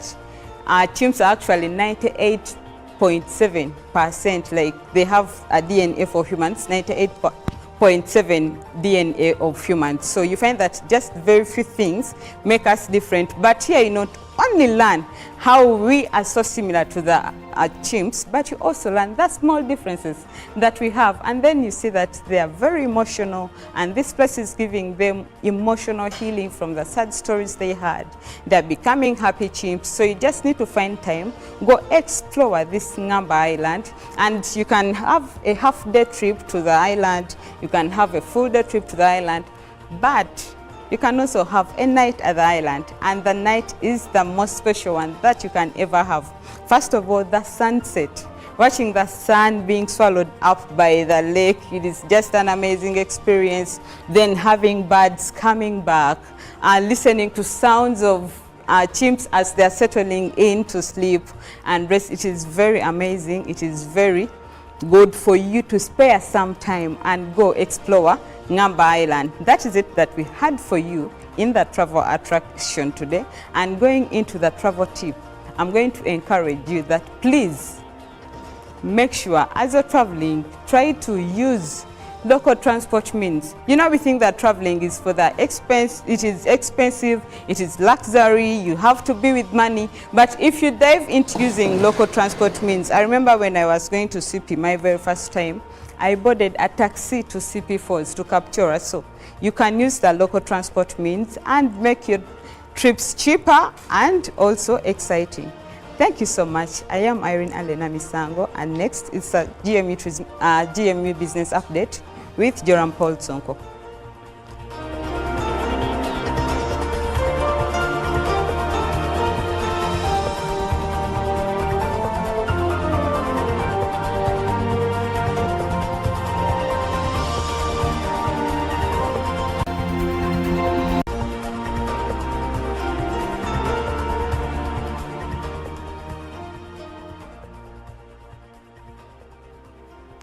Hello there, welcome along to the Good Morning Uganda Business Update. Yesterday a friend of mine, a very tight colleague of mine, did ask me, did I get someone who will be buying me a pair of stockings next week? I did say I haven't. So I got to realize next week is Valentine's. Now, last week, Alan did mention something to do with the various tour destinations that any other person can actually look out for, especially if you want to celebrate a loved one. And on that particular matter, Alan, where are some of those places where we can actually, you know, go, or where I can send to anyone who is going to ask me where they can take me for Valentine's? Because this year it is all about me. I am the prize. Yes, Alan. Jorampo, you could be saying that, but actually, in real sense, you're just looking for spots where you could take that one person. You don't know whether we should say the lucky one or, but okay, some of the places that you should take this person, I know you're taking that person. Maybe you can think about a trip to Sese Islands. It is a very romantic trip. Like this, spending time with your lover at the beach, enjoying those candlelight dinners alongside the lake shores. It is amazing. And so, and if you want to be in Kampala, there are also different hotels, but we are talking about places outside Kampala, right? So you can think about a short trip to Jinja. You can go to Jinja. There are very beautiful hotels. I don't want to mention hotels, but you can go to Jinja. You can think of Seziba Falls. These are very short trips that you can have in a day, come back and go back to your normal routine. Seziba Falls. Yeah. Well, and well, to the business community, you can still think about any idea that you can spice up for your clients during the coming week. And as for me, to all of you who are willing to take me to any of those places, I think now you've heard from Alan. Thank you very much, Alan. Now let's get into the business updates of the day. Stakeholders in the energy sector are putting young people at the forefront in finding renewable energy solutions. The growing population and the negative impacts of climate change are necessitating adoption to renewable energy, and therefore the stakeholders are trying to be very critical, or let's say to create room to involve the young people in such conversations. Now in Uganda, when you look at it, 90% of our population uses firewood and charcoal as primary sources of energy. It's as of recent where we've seen many Ugandans trying to use gas for cooking, let's say, and then very few can ideally use electricity for cooking because of the expenses that are attached to it. So many have continuously used charcoal and firewood.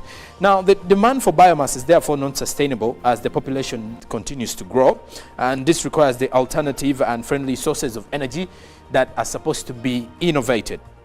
Now, this is why the stakeholders in the energy sector are involving the young people to find viable solutions that involve solutions in renewable energy as well, in order to address matters to do with climate change and also create room for sustainable renewable energy use.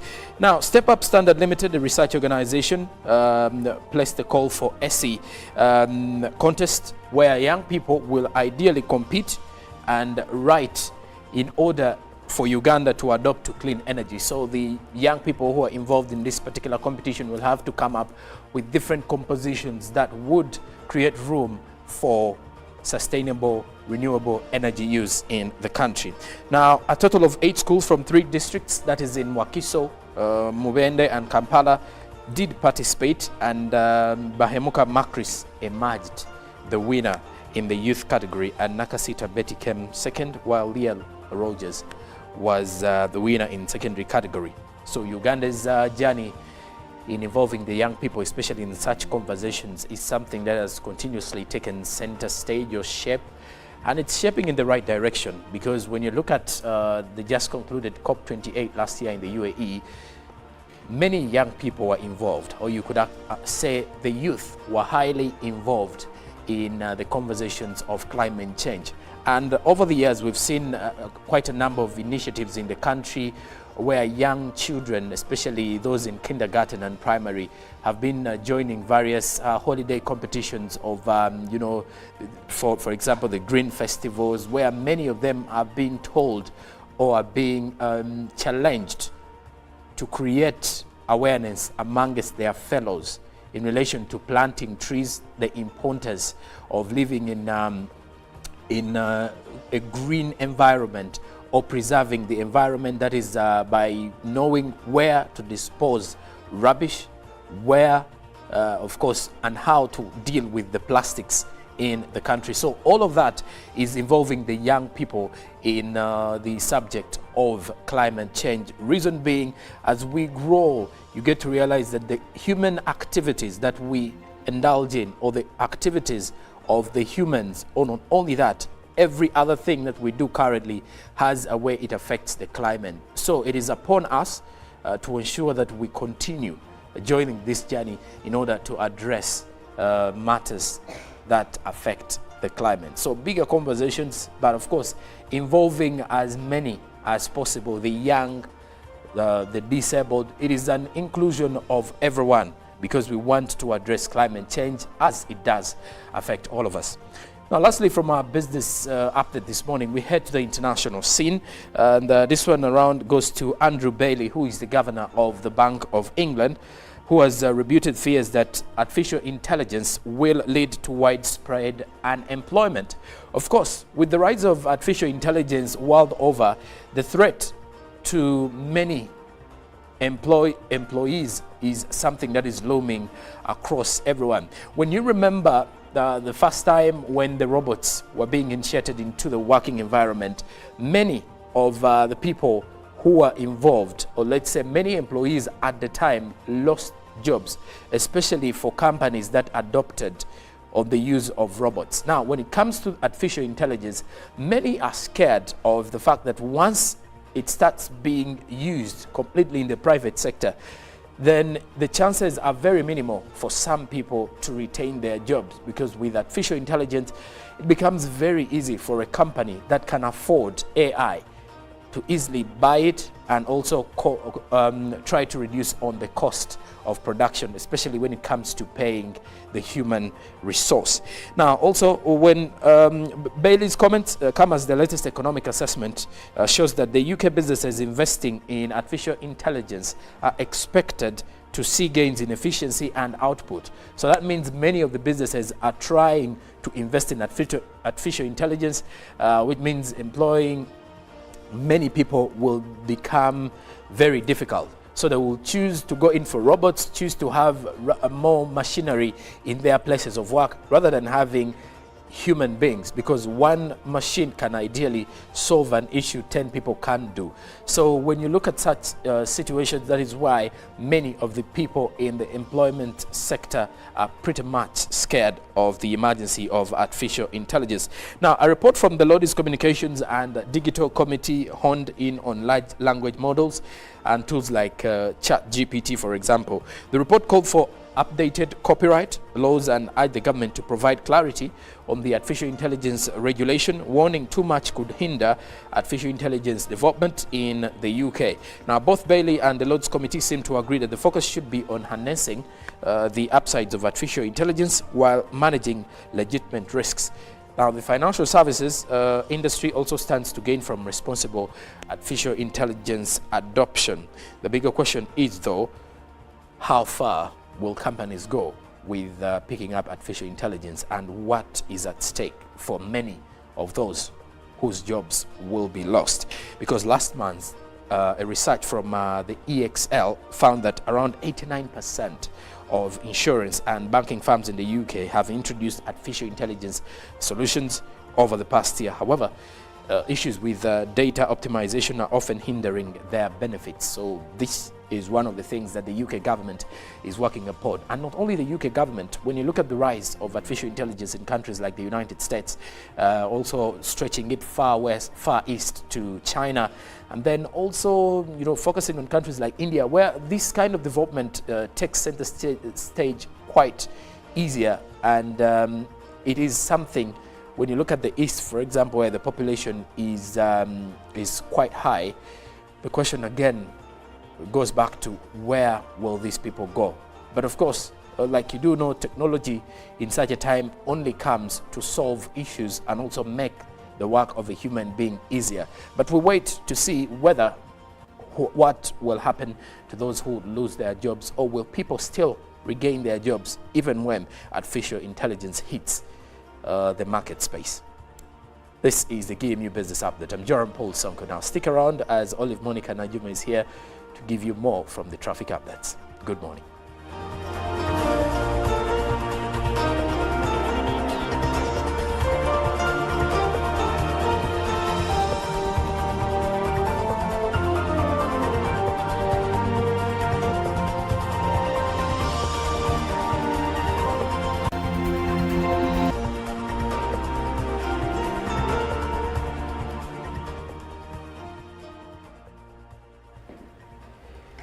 Good morning. Thank you for sticking with us. This is Good Morning Uganda Traffic Updates with me, Olive Monica Najuma.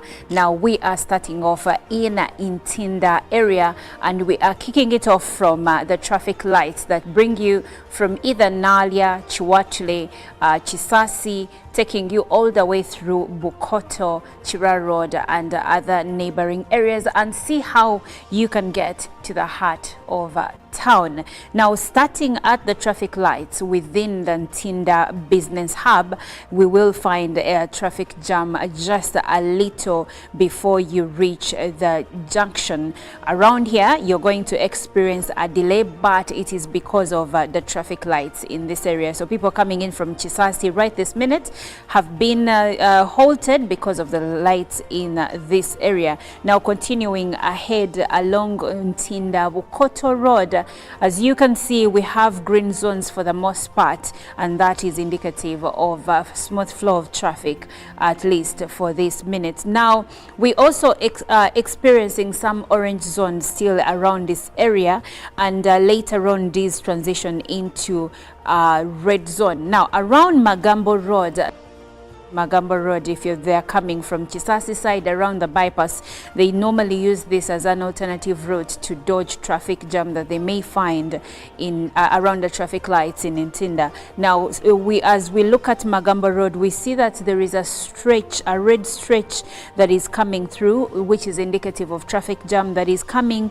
from Magambo Road, joining the main Bukoto Ntinda Road. Around this area, this is the area that is known as Kayembe Stage, and we are seeing a red zone in this area for a long stretch of the road. Now, both sides of the road are incapacitated by traffic jam as of this minute, and of course, moving ahead, we see that the traffic jam, especially for those going to the side of town, continues. But also for those that are heading to the side of Ntinda, there is a delay as evidenced by the orange zones that we are encountering right now. Moving ahead, still along Chira Road now, as Bukoto Ntinda transitions into Chira Road, we see a bit of traffic jam that is coming through from Ntinda to Road, and continuing and maintaining our route of Chira Road, we have orange zones around Chira Road, as now we are heading away from Bukoto area, now going to the neighboring environs of Naguru. Those coming in through from Upper Naguru Road, there is smooth flow of traffic, and if you're headed there, you are in luck. Continuing with the Chira Road, there is a slow movement of traffic on both ends of the road, those coming to town and those going to the side of Ntinda. Now, where Chira Road connects with Naguru E Road and Naguru Summit View Road, we experience a bit of traffic in this area, and when it joins the main road, which is Chira Road, there the traffic jam continues ahead, as you can see, evidenced by the red line that you are seeing there. Now, Bukoto Crescent is also feeding some bit of traffic jam into Chira Road, and Bukoto Chisalo Road is bringing in intense traffic jam for a huge stretch of time. I see that there is intense traffic jam that is coming in through from Bukoto Chisalo Road. But for those continuing to Chisalo, you should be able to move smoothly, because I don't see any traffic jam for those going to Chisalo. But if you're coming from Chisalo to join Chira Road, you're going to experience delays because of the traffic jam over there. And back at Chira Road, now as Chira Road continues ahead, we see that there is smooth flow of traffic in this area.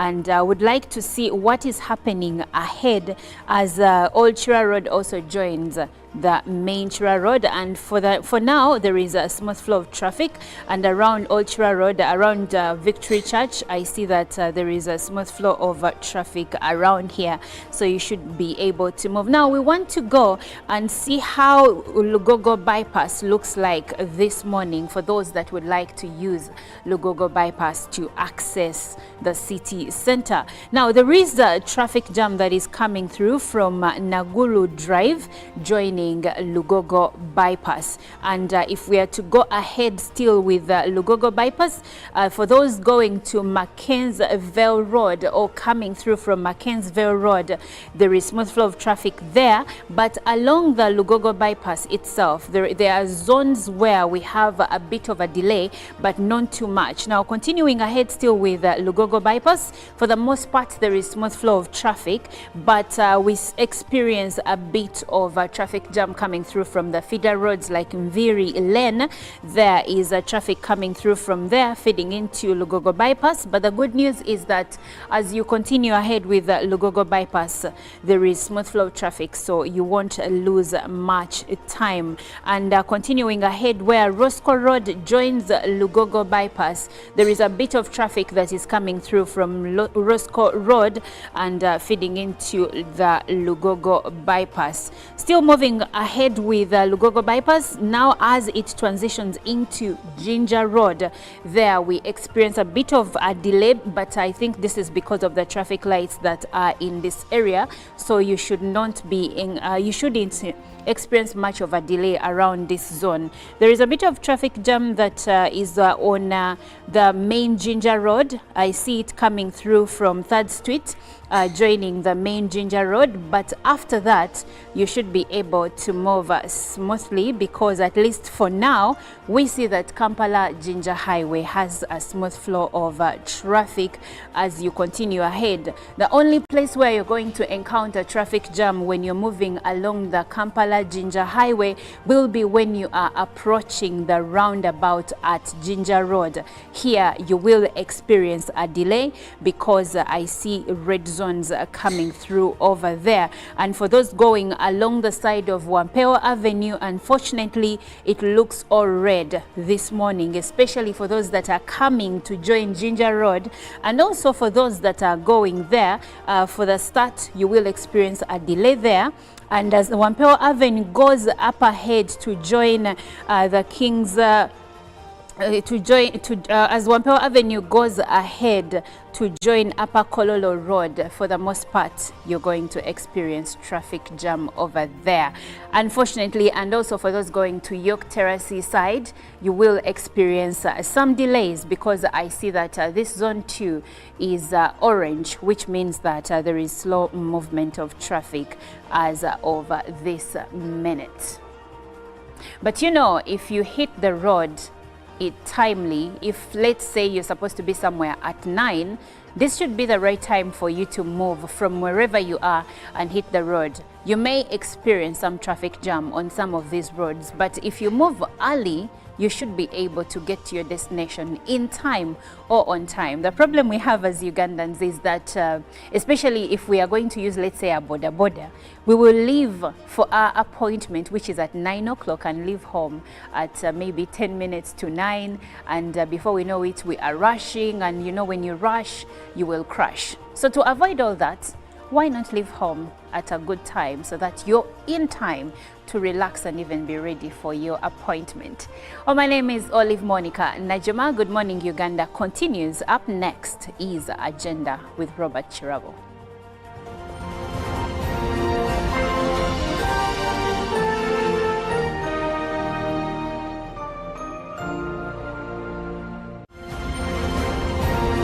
Live from UPC Studios in Kampala, this is Good Morning Uganda. Pick of the day on UBC.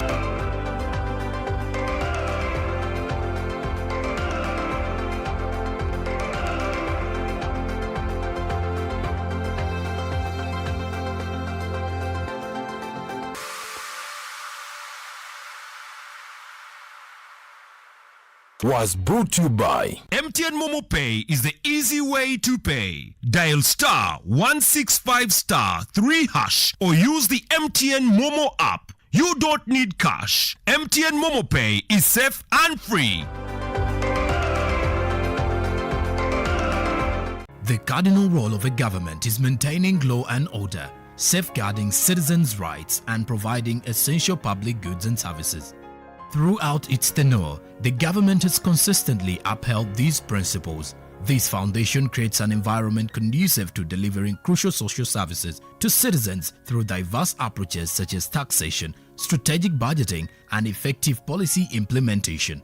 A transformative education system, advancing healthcare provisions, enhancing social welfare, and propelling infrastructure growth, all of which continue to evolve daily to cater to the population's expectations. Supported by a meticulously organized network of ministries, government remains committed to serving its citizens.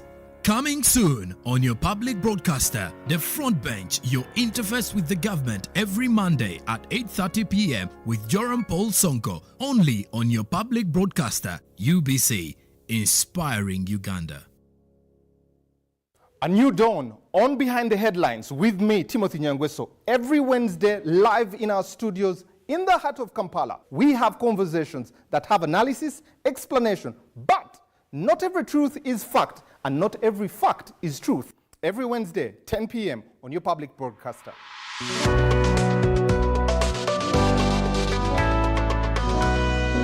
on your public broadcaster, UBC, inspiring Uganda. Junko. Yo. Wachiko. Check the shopping, man. What's your secret? Uganda wange. Haven't you heard of the parish development model PDM? Yes, I did, but I thought it was just a talk. No, Sebatia. It is real. I and a few friends together formed a circle, accessed money from the PDM, invested in a portrait project, and now things are moving.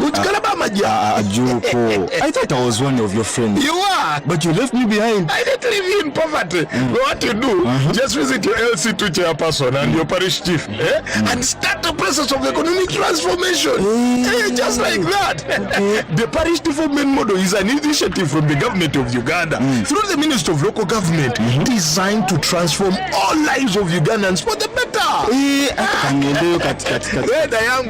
PDM, my parish, my development, my life. Welcome everyone to the biggest game on the continent. And you've got to just seize those moments and enjoy them as much as you possibly can.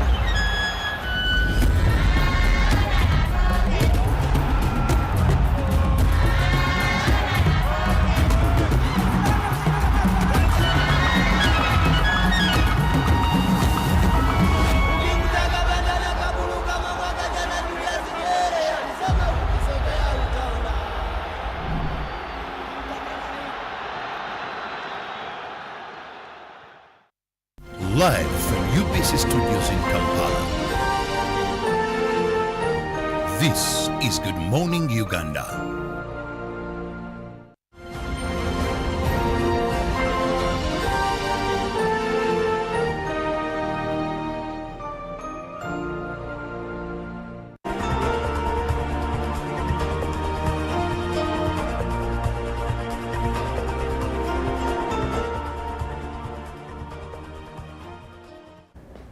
Morning, and thank you so much for being part of Good Morning Uganda on UBC TV. I'm Robert Chirabo Nyonyintono. Welcome to Good Morning Uganda Agenda. Now, we are in the budget process. Just remember, once one financial year is done, then immediately the process for the budget for the next financial year commences.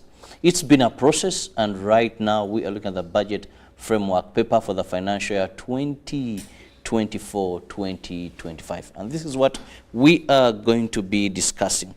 Where is the money and where should the money be put? Because remember, the budget is your expected income and planned expenditure. We all have budgets, but now we're looking at the national budget. If you're doing life without a budget, then it's something different. Of course, for human beings today, which is not with government, there's what we call deals. You're moving out and someone says, well, there's this. You may not plan for that money because it's not gone through a process. But I know we are coming to the end of we are in the first few days of the month. And usually one of the things that people budget for and plan for is salary. Because you're expecting it, you know the pain of squandering it. So people sit and have a plan. I'll use this for that, I'll use this for that. levels of organization on that matter, but at least everyone has that budget, and has a plan for it. Now, joining me today to discuss the budget framework paper, where is the money and where the money should be put, I have Micho Ainebiona, Public Investment Specialist, Save the Children Uganda. You're most welcome, Micho. Thank you very much, Chirawo. It's a pleasure, and good morning, Uganda. Then just next to me I have Pasco Mohanji, who is an economist with Civil Society Budget Advocacy Group, CISBAG. You're most welcome. Thank you for hosting me, and good morning, our viewers. Now I'll begin with Pasco. When we talk about the budget, take us through the process so that the Uganda knows where we are now and how we shall proceed. Thank you. The budget process starts in September. Actually, when we finish a financial year in June or July, we have about 1 month and we start a new budget process. It starts in September with the budget code circular that is always issued out by Minister of Finance. And the budget code circular is one that guides different ministries, agencies, and departments start preparing their budgets. It gives the budget ceilings. Now, after the budget code circular, Minister of Finance normally does the local government budget consultative meetings where they go to local governments and consult different or local governments across the country for them to have an input in the next. That's another funny process. Why I call it funny? You see councillors seated in a hall, politicians with little knowledge of finance, but they are there. 2 days, yes, we've finished. What? Actually, they have knowledge about their own priorities. They know what is happening in their communities. I ever sat in one. Yes. At least I did one. And I moved out wondering and saying, oh Lord, help us. But continue. Okay, so that budget consultative meetings across the country is what guides the preparation of the National Budget Framework paper that comes out in December, at the end of December. January, it is taken to Parliament and it is discussed by different sectors. You know, we are budgeting on programs. So different sectors under different programs sit and discuss the National Budget Framework paper in the consultations with the civil society and other players. Now, after that, that is where we are. The National Budget Framework paper has been discussed in Parliament and I think approved. We haven't seen the reports, but it has been approved. After the National Budget Framework paper, the next step is when we have the ministerial policy statements. That will come out, I think, in March. It is also discussed by Parliament in consultation with other players, the different ministries, different sectors, and civil society. And after that, when different ministerial statements are approved, we have the parliamentary report on the budget estimates. When we have that report and it is approved, discussed in Parliament and approved, then we have the budget that is read out in June. Now, different people can come in at different levels. People at local government level can come in October when we have the budget consultative meetings. People at national level, civil society, we can come in and join the Parliament during the discussion of the National Budget Framework paper and the discussions of the ministerial policy statements that happened between March and April. So, in a nutshell, that is the budget process starting from about September, ending in June. Now, you said civil society, you can come in at the national consultative level and also in Parliament. Civil society is given a key role. Yes. But then why after do we often see civil society criticizing or not very appreciative of the outcomes of the budget, yet you're always in the kitchen? We are always in the kitchen doing consultations. But sometimes we make proposals, some are taken, some are not taken. So in most cases, when you see us coming back and say this was not done right, those are some of the proposals that we give, but Parliament, Minister of Finance or government didn't take up. So that is why you see sometimes we come back and say, this should have been this way, and it was not done, especially on priorities and financing of like social sectors like education, interventions in health, education, roads, such things. That's why we normally come and say this should have been this way. Now, Micho, you're from Save the Children. Let's look at the aspect of children. Why is it very relevant in budgets allocation, and why do we see Save the Children so passionate about this being so included and well funded? Thank you very much, Chirabo. Maybe what viewers need to understand is that the young people and most especially the children are one of the largest beneficiaries of public services. And this would include education, would include health and nutrition, would include child protection. And unfortunately, especially for the children, they're the most vulnerable that you will find in this. And the one tool that helps address that is a budget, a government budget. And this is through the allocation of the much needed resources. We know, and government of Uganda has done quite a good job in investing in education very heavily, right from 1997 when they introduced UPE.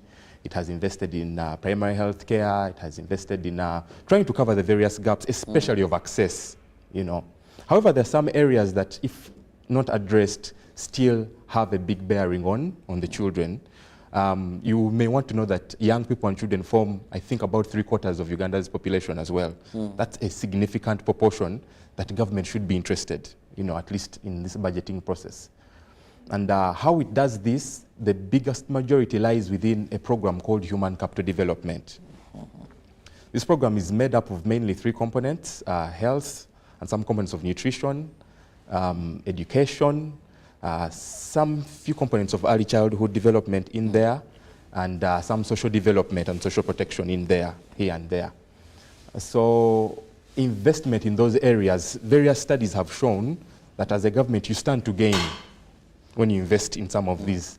For example, you will want to know that by around age 2, a child's brain has developed by 80%.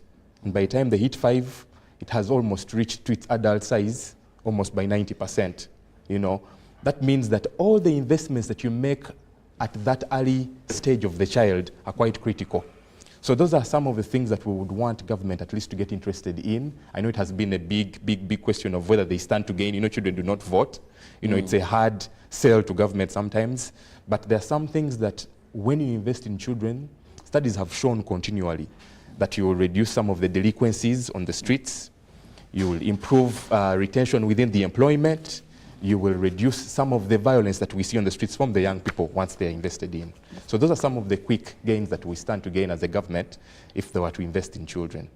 Okay, now when we talk about the gains of children, this takes me to key areas that PASCO you feel should have been prioritized and they haven't been prioritized so far in the budget framework paper. Okay. Some of the government's priorities that we feel are either not funded or underfunded. Things to do with agriculture, agro-industrialization. Agriculture feeds the country. Agriculture employs about 70% of Ugandans. But when you look at the budget for agriculture, in the next financial year, it is dropping by about 170 billion. And that is critical because we expected the budget for agriculture to be increasing, growing. But on the contrary, we are seeing the budget for agro-industrialization is dropping from 1.8 trillion to 1.6 trillion. And that is a difference of 170 billion in the next financial year, which is something that we feel is not right. When you look at tourism and tourism development, that is a program. The allocations in the budget have remained stuck at about 249 billion. And tourism is one of the areas that brings in great foreign exchange. And tourism is a sector that we feel can transform the economy.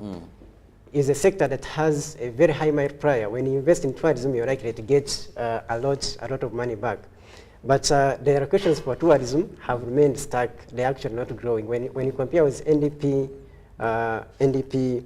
projections, by the next financial year, NDP had projected that we are going to be investing 762 billion in tourism. To the contrary, we're only investing 249. The sector, the health sector budget is also dropping, and you know what health does. Every one of us, the children, the adults, the youth, we all depend on health. The budget is dropping from 4.8 trillion to 4.2 trillion. And that is something that should raise concern. Why should the budget for health be dropping? Yes, we understand their financing constraints, especially the external financing is reducing, but health shouldn't be one of the things that we should be cutting. We have areas that could have been cut, and we maintain these key social interventions, key social sectors that are. So you feel health, briefly for my viewers, quickly move through them. Those areas, quickly move through them. That could have been cut, yes. Not cut, the ones you've said, because we'll be having our viewers being part of the show. We have agriculture, we have tourism, we have health, we have mineral development, we have, when you look at schools and staffing gaps in schools, some schools we have up to 1 to 1,000 learner-to-teacher ratio. But the recommended standard by Ministry of Public Service is 1 to 45. So you can see we are not recruiting enough teachers. There is limited funding for recruitment of teachers in schools. Natural resources environment, we know what is happening with climate change. We have seen the floods that have been happening in the country. We saw what happened in Mbari. Every time it rains, you see what is happening in Kampala. But the funding for natural resources environment and climate change is also declining from 426 billion to 419. It's a small decline, but it shows a signal what the government priorities are. So such key interventions or such key sectors are areas we feel should have been actually enhanced, but we are seeing them being cut in terms of financing.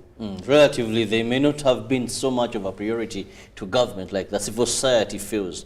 Now, government has always mentioned that there is no money. You see, you can only cut a cloth according to, you can only make a coat according to your piece of cloth.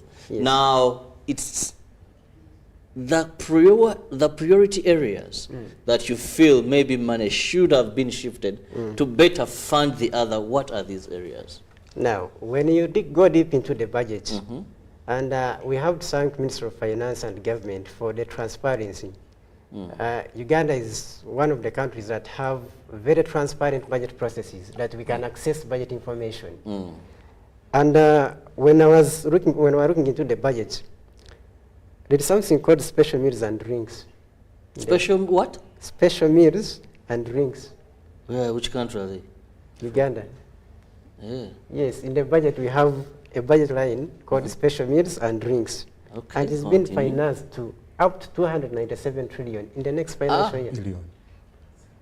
200? That's billion, not trillion. Billion, yes, billion. Because our budget has never been even 100 trillion. Yes. In the current financial year, we are spending 233 billion. 233 billion on special drinks and meals. But it's actually increasing. The next financial year. Don't confuse my viewer. When you talk about special, for me, special drinks may be wine, maybe those, I don't want to mention some morning show. Those Have you had sometimes a meeting and you have a different meal? When you have a meeting here and you have a different meal. Special meals and drinks. 200 billion. Yes. Welfare and entertainment.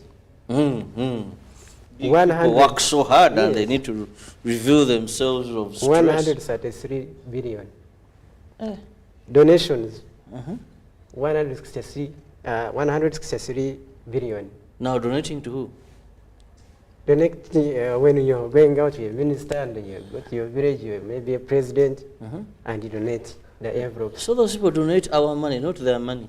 It's our money. Okay, continue, please. So you can see, you said you cut special meals and drinks, special meals donations, and drinks, donations, welfare and entertainment. Welfare and entertainment. Of course, how do you expect us to have guests and we don't have the troops do that unique dance and? Yes, that's acceptable, but up to how much? Why would you spend 297 billion? You said there is no money. These artists are very expensive. You said there is no money on special meals and drinks. You spend 133 billion on entertainment, but you're cutting the budget for health. You have not recruited enough teachers in schools. You are not funding climate change interventions, but you have money to finance special meals and drinks. Don't you think that is a mismatch between what we call priorities and what we're actually funding. Now, for me, according to me, those budget lines can be cut off. What do they total to? If you look at special meals and drinks, entertainment, donations, what do they total to? About 600 billion. But there are other budget lines that we feel can be reduced. Not 600 billion is just how much do we use to spend to buy cars for MPs, how much do we use for the recent fleet for the speaker, deputy that's going to be there for about 5 years. This is small money, 600 billion. But you look at the budget for like agriculture. Yes. It is 1.6 billion. If you added that 600 billion, you know how much impact it will have? Yes, yes. Now I buy into. Yeah, so you look at the impact that money could have vis-a-vis the actual amount. For us, we look at the opportunity cost. If this money is withdrawn from health, agriculture, tourism, climate change, what's the opportunity cost to the common person down there that is being affected by floods? How do these trickle down? Yes. Maybe the donations will trickle down. Maybe if you hire these artists, they would still have money and then buy beauty. There's a trickle down effect, but very minimal. Very minimal. Or not very direct. And I think not that's sustainable.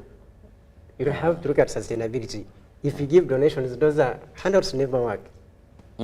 It has to be a policy issue. It has to be systematic for it to have an impact on the economy. But if you just give handouts, they never sort of. But that money still will go back to the economy. No, it goes back to the economy, but is it sustainable? That if you give me today, if I gave you money for lunch today and I went back to where I've been, how about tomorrow? How about the other day? But if I made an intervention that helps you have lunch, then you don't need me anymore. So that's why I'm saying that handouts don't work. But systematic processes, and the budget is a policy. It's actually one of the most important policies because it is a policy that allocates funds to different interventions in the country. So if it is put in the budget and put to the right interventions, then it is going to have a much bigger impact compared to when we just give it out in terms of donations, in terms of welfare and dancing, entertaining people, in terms of special meals. So I think that is something that could have been cut. Then there are other budget lines like workshops, meetings. They are very important, and seminars.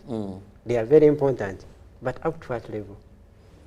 Because you cannot do away with meetings. They are very important. Travel abroad, yes, it is very important. These people go out and create relationships for the country. But up to how much? So there should be a ceiling. Yes. Travel inland, ceremonies and state functions. We spend a lot of money on ceremonies and state functions. Some of them can be put on Zoom, and we shall not be affected. We have transfers to other private entities. Those are some of the budget lines that can be cut by half without affecting service delivery. And that would save the country to about 1 trillion. That is already PDM sorted. So you can see that much as you're saying we don't have money, but even the money we have, we are not using it appropriately. You're not allocating it appropriately to look at the priorities. Now, this takes me back to Micho. When you talk about the children here, what other areas specifically tackling children do you feel that government in this process should prioritize more? Yeah, thank you very much, Tirabo. And maybe just to add on what Pascal is saying, as civil society, we're not saying that cut this money entirely. So we understand some of these things have to work because if you look at a number of those costs, they're actually what you would call recurrent. The things that run government, the workshops, how they do their business, you know. So for some of them, I remember during COVID, budget had been done business as usual, and we just looked through as civil society through the budget and what areas, because the question was, where can we get the money from? So we interrogated it, and like Pascal has said, thanks to Ministry of Finance for their transparency, at least in availing these budget documents. If you called right now, you'll be able to access any budget document right now on their website, and that's something we're grateful for. So what we are saying in some of these things is that, yes, the workshops are important and they are quite critical for them to do their business, but a 60% cut to prioritize those. Innovating and going to Zoom. A number of meetings happened during COVID, and we learned from that, you know. So if you look at some of the monies that can be saved from there, and you put them in the unfunded priorities section, because they also have a list of unfunded priorities. They are priorities, but for some reason they don't have funding. That would be a beginning, and he has showed you that from just those small savings here and there, almost close to $1 trillion. $1 trillion can do quite a lot. Yes. That's a whole program budget, almost, you know. So that's something. So in light of that, of course, for children, they largely fall under the Human Capital Development Program, in my opinion, which is one of the most important, arguably. At Chirabo, no country has developed without investing in human capital. There are countries that are very, very proud of their vestiture within the human capital development. They have highly skilled people and they import or they export their skilled labor. For us, we are good at exporting domestic workers. Well, security guards, we've done that greatly. So it's something that we would address. Professionals. Yes, here and there, you know. So at the bottom of that foundation are children. And as I was beginning, I gave you how important it is right from when a child is a child. By 2 years, the brain has almost developed to about 80%. So interventions around that, when you look at the current budget, human capital development has reduced a bit. I think from about 9.5 to 9.3 trillion.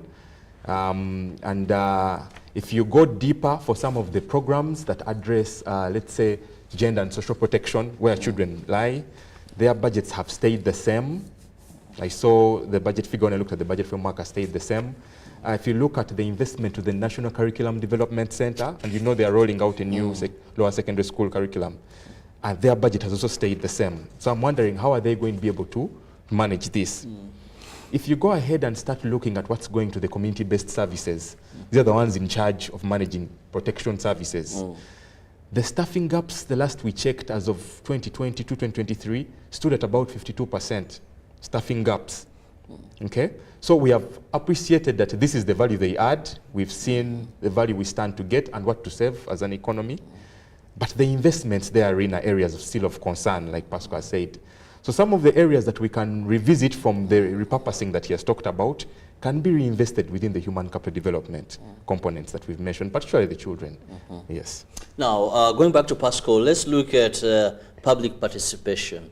It is a process. At this level, we are trying to identify where can we reprioritize and place more funds, but how can we have public participation in this or improve it? Okay, thank you. For public engagements, I think from the start of the budget process, government through Ministry of Finance tries to engage the public through what I talked about, the budget consultative meetings.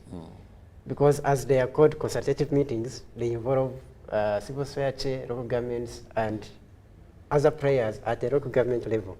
By the way, the budget starts at even at a sub-county level. We have those sub-county consultative meetings that then go up to the district consultative meetings. Then we have the regional budget consultative meetings. So you can see it starts at the grassroots, but then it can also be enhanced in terms of creating awareness. Because if you ask the communities, people don't know about these things. Even their leaders, you know, I kind of laughed and called them funny. Sometimes there's lack of public awareness on the issue they are going to discuss. I've been to a number of these and I've seen councillors, and you find that many are waiting at the end of everything to be seen off well. I hope you know what I'm meaning. Yes. You know, because there's also a budget for the consultative process. And one of the things is, as you come in the room, your name, where you're coming from, you know that you're representing. At the end of the day, there's a humble transport refund. A humble transport refund. Now you find that the people coming into this, some, not all, mostly in rural areas, the key purpose is the humble, and you see them emphasize, I've not registered. Who has not registered? And I'm like, but do they know the magnitude of what has brought us here? You know? And sometimes I see like it's a run through with no critical, analytical emphasis being put. You know? A councillor standing is talking over a road. And the connection, then sometimes it is a bit complicated. So that's what I was talking about, creating awareness, educating these people. Like councillors, I think in this term, the political term, they have not been trained. Every time we have elections and you have councillors, there is a budget, there's supposed to be a budget for training those councillors, in especially the technical areas, evaluating the budget, assessing the budget, understanding these documents. These are complex government documents. The National Budget Framework Paper, for someone who has not had some bit of training about budgeting and these things, may not easily understand it. So these are some of the interventions that Minister of Finance and Government needs to look into. Training these councillors, creating awareness in the communities where they are going to engage these communities. Because you have a budget consultative meetings, but in that area, people are not very much aware about it. Completely. These terms, National Budget Framework Paper, yes, people hear it, but the communities don't really understand what it is. So that is where work needs to be done, so that the communities understand this process and they get participate in it. Yes.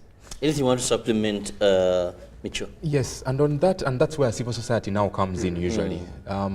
Severally, government has admitted in several meetings that they cannot do this work fully, especially the work around, say, monitoring.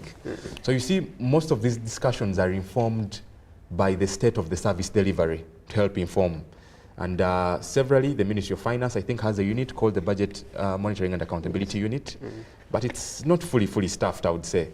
And this is where now, as a Ugandan to begin with, as a citizen, one of your cardinal responsibilities, even right, to take part in these processes. So that when you get into these meetings, Pascal has said these documents are very complicated. I will tell you, for example, the approved budget estimates document is about 2,600 pages. Even the land here in Kampala may not get time to read that document. But we're taking it to... Yes, but we are going to engage and take decisions on it. Our people... The National Budget Framework Paper, I think, is also close to 1,000 pages as well. Yes. Very detailed document. So I got one from CESPAC by Julius, and I read until I said, enough is enough for now. Yes, so you can imagine you whose land was attained some level of education, how much more a councillor who has maybe stopped at P7. So it's a process that, for example, Save the Children, we are keen to try and work with the communities to bring them in this discussion.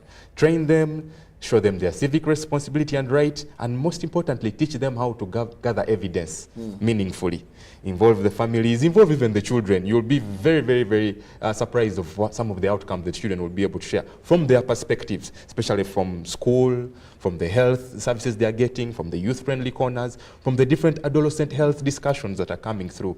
So this is a partnership that I know government cannot handle by itself, and where civil society usually comes in to support and see that this at least is a more transparent process. And to make it more meaningful, really, that if you're going to debate, you're debating exactly the status of the borehole where you are at, the healthcare facility, you're following the money, and these days they even display the money through an initiative called the Budget Transparency Initiative by the Ministry of Finance and some of the partners, including CSBAC. So these are initiatives that can help strengthen the accountability bit, that yes, the money is little, but however, are we accounting for it with the available challenges? Yeah, so that's a thing that I think civil society comes in to support on. Well, so much work needs to be done still in that area to empower people to better understand the relevancy of this process and why they should actually be part of it for effective budgeting. Otherwise, when we bring documents to people and we're just running them through to end a day, it becomes problematic. Or to justify that this process was done. Anyway, it was done. We went and we did it. It may not serve us the best of what we need. We're looking at time. I must let you gentlemen out of the studios. But before I do that, I'll just have a parting shot from each of you, beginning with Pascal. Okay, before we go, thanks for hosting us. And to the communities out there, these processes are not for government, they are ours. And it is our cardinal role, our responsibility to participate, understand, and make sure we have our input, so that whatever comes out of the budget process, first of all, it addresses our concerns, our priorities, and is reflecting what is actually happening in our communities. Let us participate in the budget, make our suggestions through different platforms. You can social media, if you have a chance to engage in the consultative meetings, if you can reach your MP, make sure your voice is heard. And then Mitchell, as we move out. Thank you very much, Rabo. An investment in child-centered interventions is an investment in Uganda's future, really. Therefore, some of the discussions around investing in human capital development should be strengthened to ensure that the foundation of human capital development is strengthened right from the planning and budgeting processes. God bless you. Well, thank you so much, Pascal and Mitchell. I've been with Pascal from Save the Children Uganda. I mean Mitchell from Save the Children Uganda and Pascal from CS BAG. That's Civil Society Budget Advocacy Group. See you in the next hour. Ruben will be here to take you through sports updates. Good morning and thank you for being with us.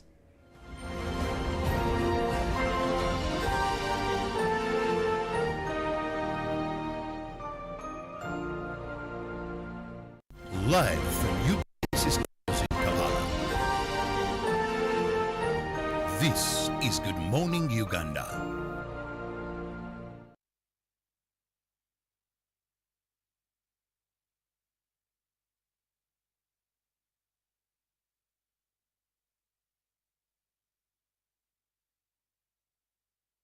Pick of the day on UBC.